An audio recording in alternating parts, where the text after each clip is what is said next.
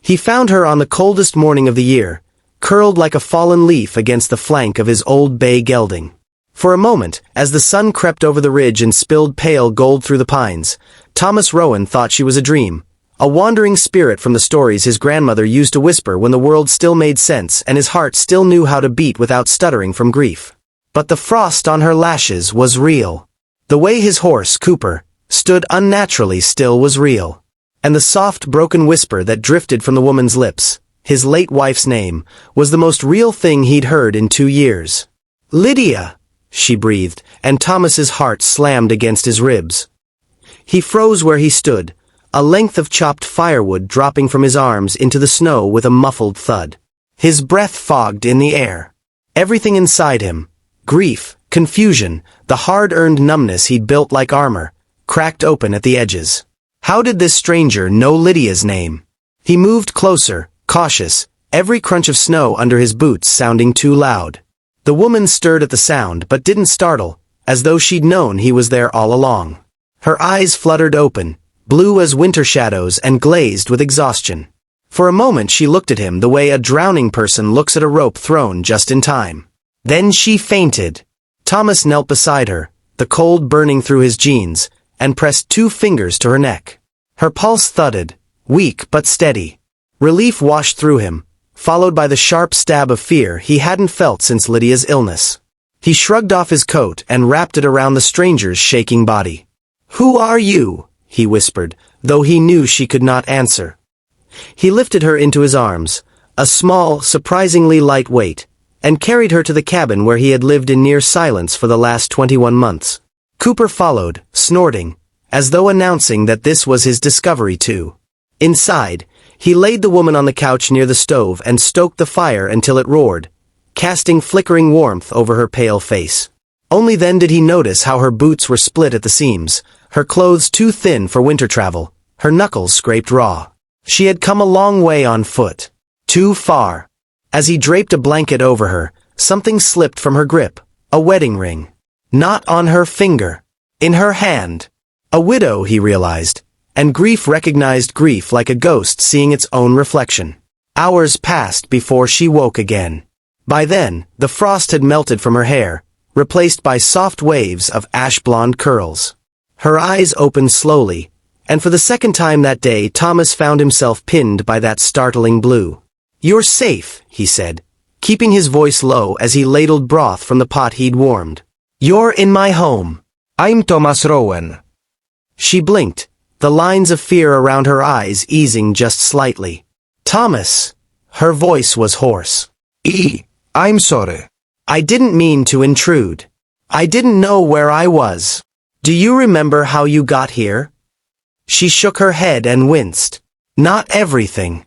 I've been walking for days. I thought I was going to die out there. How did you end up sleeping beside my horse?" Her gaze drifted toward the window, where Cooper stood tethered, snorting steam into the air. "I saw his coat through the trees. I thought he was a sign. A sign of what?" Her voice cracked.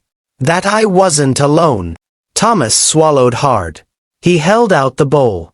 "Eat." Slowly. She did, her hands trembling as though warmth was something foreign, something she didn't quite trust. When she finished, he asked the question that had been burning a hole in him since dawn. "You said a name. When you were asleep." She stiffened. "Did I?" "You whispered, Lydia." His throat tightened. "That was my wife. She died nearly 2 years ago." Shock flitted across her face. Not fear, but recognition, the kind that made the hairs on his arms stand up. "I didn't know," she said quickly. "I've never met you before today." Thomas, I'm so sorry. I'm not accusing you." He studied her closely. "But I need to know why you said it." She swallowed, shoulders curling inward. "I don't know. I was dreaming. I heard someone calling the name. A woman's voice. She was telling me to keep walking. She said help was near." Thomas felt the room tilt slightly. He had dreamed that same dream countless nights after Lydia's death, her voice coming from somewhere he could never reach. "What's your name?" he asked. She hesitated, as if remembering who she was an effort. Elara Ward. Elara, he nodded. And you're a widow. Yes. She rolled the ring between her fingers. My husband, Nathan, died 4 months ago. A carriage accident. I'm sorry. People say that a lot, she whispered. I still don't know what to say back. He understood too well. Over the next hours, Elara slept, waking only to drink water or stare quietly at the fire. Each time, Thomas found himself studying her for signs of deception, of danger, of the impossible connection he felt stirring like a storm in his chest. But there was nothing to fear in her. Only hollow grief. Only exhaustion so deep it seemed carved into her bones. That night, snow began to fall harder, hammering against the windows like shards of glass. The storm was one of the worst of the season. They were trapped. Thomas made a bed for himself near the stove and gave Elara the bedroom. She protested, weakly, but the argument died when she tried to stand and nearly fell. He caught her before she hit the floor, and for one suspended second her forehead rested against his chest, her breath warm through his shirt. "Thank you," she whispered. He stepped back quickly, heart racing in a way that felt both wrong and painfully alive. "Rest. We'll sort everything out when the storm passes." But the storm didn't pass quickly. 3 days blurred together, days filled with the hiss of logs in the fire, the low whistle of wind, and the quiet details he learned about her. Elara was from 2 valleys south, the daughter of a cooper, the wife of a merchant. She had set out to visit her sister in desperation. Her husband's creditors had taken everything except the ring she carried, and when her carriage was robbed, she fled into the woods rather than return home in shame. "I didn't want to go back," she admitted on the second night, voice trembling. "There was nothing left there for me except pity." Thomas understood that too. On the third morning, the storm eased. Pale light filtered through the windows, revealing a world buried in snow. Elara stood beside him at the door, wrapped in his coat, looking out at the quiet whiteness as though afraid it would swallow her whole. "You saved my life," she said softly. "I don't know how to repay you." "You don't owe me anything." She turned to him. "Why do you live so far out here?" He opened his mouth, but the truth came out before he could temper it. "Because after Lydia died, I didn't know how to live anywhere else." Elara's eyes softened with a sadness he recognized instantly. "Nathan was kind," she said. "He had a laugh that made everyone else join in whether they wanted to or not. I thought we had our whole lives."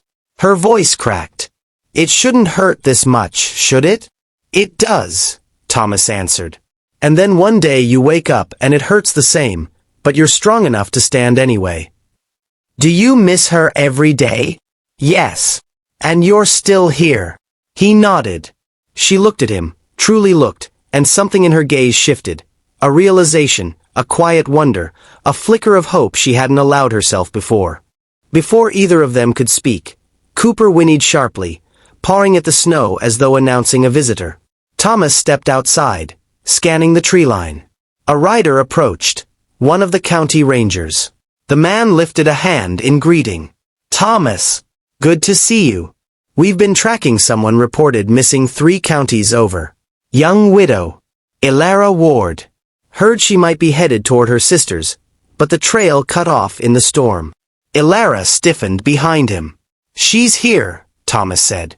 "She made it to my place." Relief flooded the ranger's face. "Thank God. Her family's been worried sick. They've been searching for weeks." Elara's breath hitched behind him. Weeks. She had been alone even longer than she remembered. Lost in grief, in fear, in winter. Thomas looked back at her. She looked small, terrified, as though the moment the ranger took her away she'd disappear back into a world that had forgotten her. "You can come with us, ma'am," the ranger said kindly. "Your sister's expecting you." Elara swallowed, fingers twisting her ring. I don't know if I'm ready." The ranger nodded, understanding. "You can ride back with us when you choose. Take your time." When he rode off again, Thomas and Elara stood in silence, the wind stirring the snow around them. Finally she said, "Thomas, I don't want to be a burden." "You're not." "I heard Lydia's voice," she whispered. It wasn't a dream. Or maybe it was. But it felt real. She said your name too. She said you'd help me. He felt his breath catch. I don't know why it happened, she continued. I don't know what it means. But when I woke beside your horse, it felt like I'd been brought here for a reason. Thomas's voice was low. Maybe you were. She took a step closer. Do you think it's possible that the people we loved lead us to the ones who can help us keep going? He didn't answer at first. The truth pressed hard against his ribs. Yes, he said finally.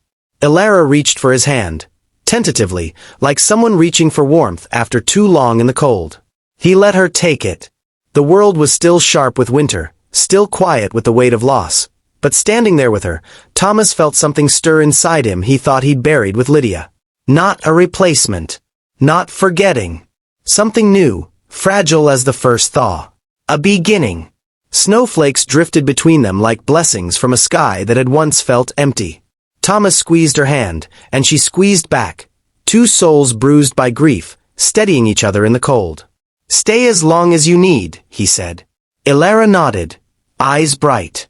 Thank you. She didn't let go of his hand. And for the first time in years, he didn't want her to.